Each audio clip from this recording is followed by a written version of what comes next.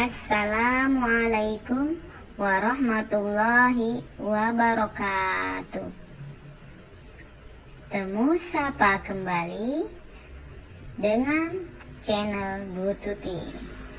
Biasakan berdoa sebelum belajar ya. Dan jangan lupa subscribe, like, dan share.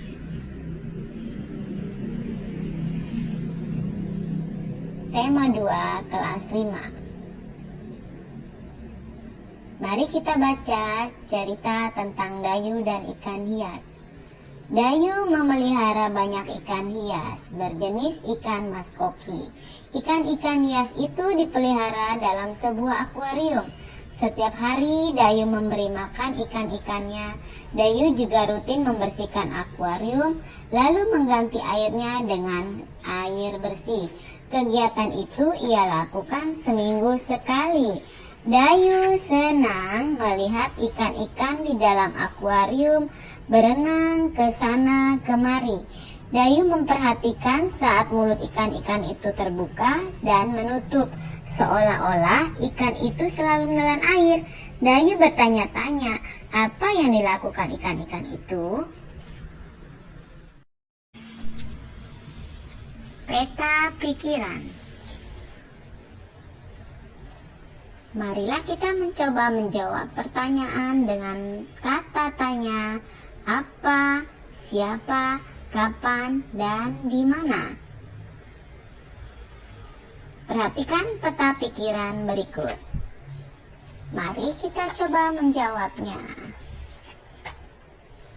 Apa nama jenis ikan hias yang dipiara?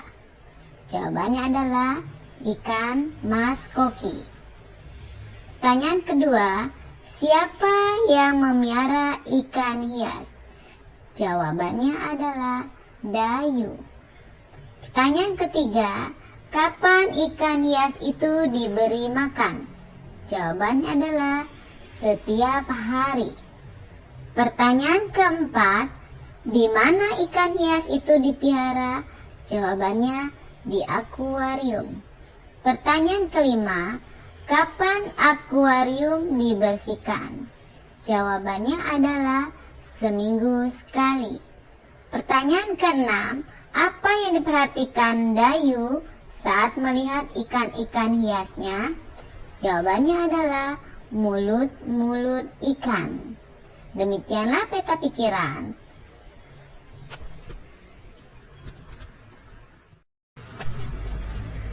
Alat dan sistem pernapasan pada hewan. Seperti halnya manusia, hewan juga bernapas untuk mengambil oksigen dan membuang karbon dioksida. Namun, sistem pernapasan pada hewan berbeda dengan manusia. Bahkan, sistem pernapasan hewan yang satu dengan yang hewan lain pun kadang berbeda sesuai dengan jenisnya. Berikut sistem pernapasan pada cacing. Cacing tidak mempunyai alat pernapasan khusus. Cacing bernapas melalui permukaan kulit. Kulit cacing selalu basah dan berlendir untuk memudahkan penyerapan oksigen dari udara. Karena itu, cacing menyukai tempat yang lembab agar kulit tubuhnya selalu basah dan berlendir. Serangga. Alat pernapasan pada serangga berupa trakea. Trakea adalah sistem tabung yang memiliki banyak percabangan di dalam tubuh yang disebut trakeola. Udara yang masuk ke trakea masuk melalui pori-pori kecil di permukaan tubuh yang disebut spirakel. Selanjutnya, udara beredar melalui pembuluh udara kecil. Sel-sel tubuh mengambil oksigen langsung dari pembuluh udara kecil tersebut.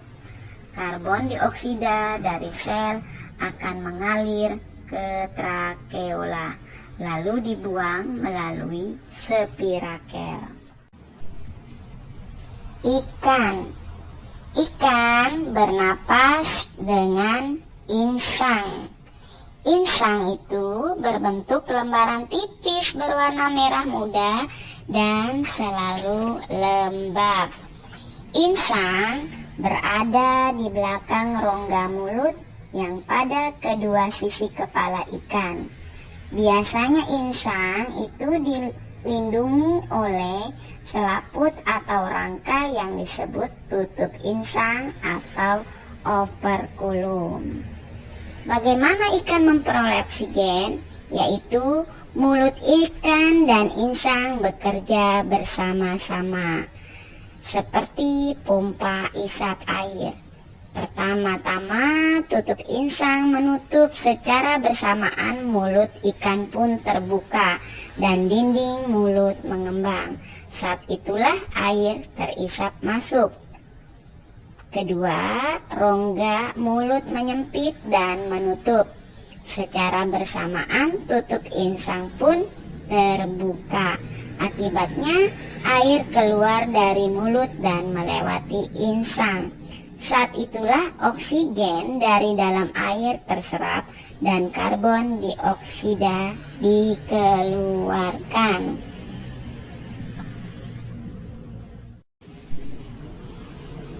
Amfibi. Amfibi adalah hewan yang hidup di darat dan di air. Katak termasuk hewan amfibi. Saat masih kecil bernama kecebong. Kecebong hidup di dalam air dan bernapas menggunakan insang.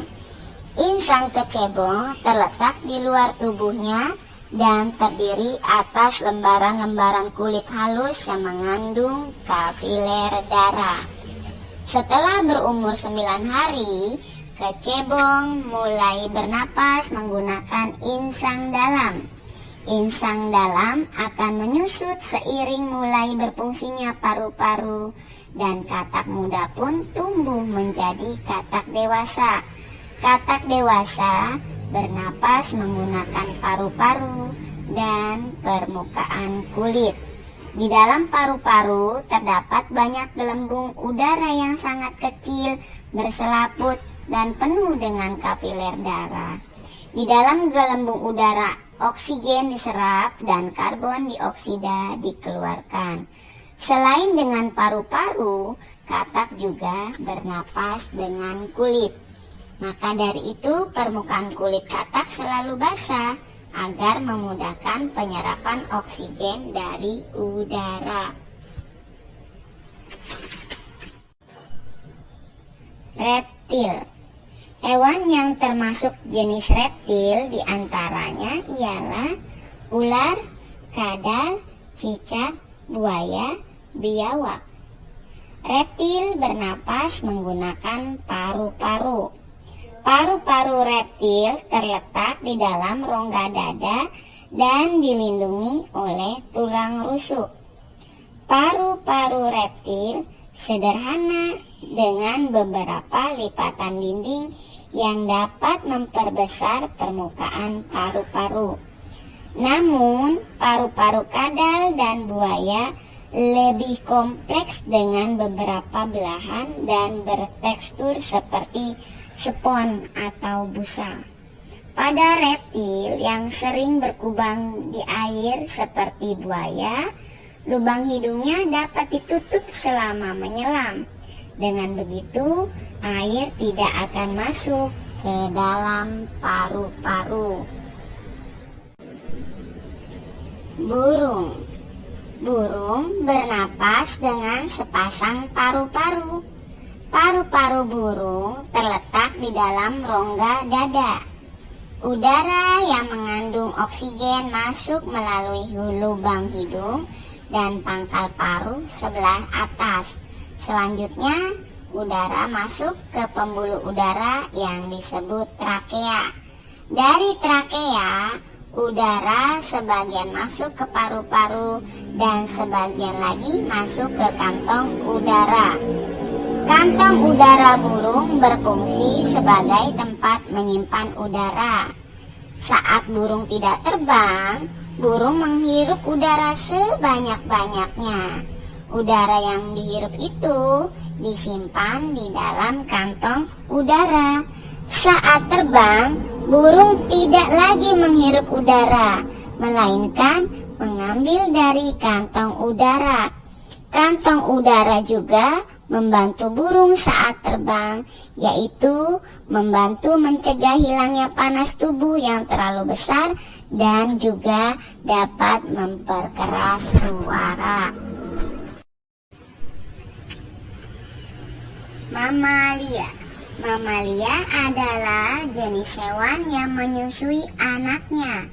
Ada dua jenis mamalia, yaitu mamalia darat dan mamalia air.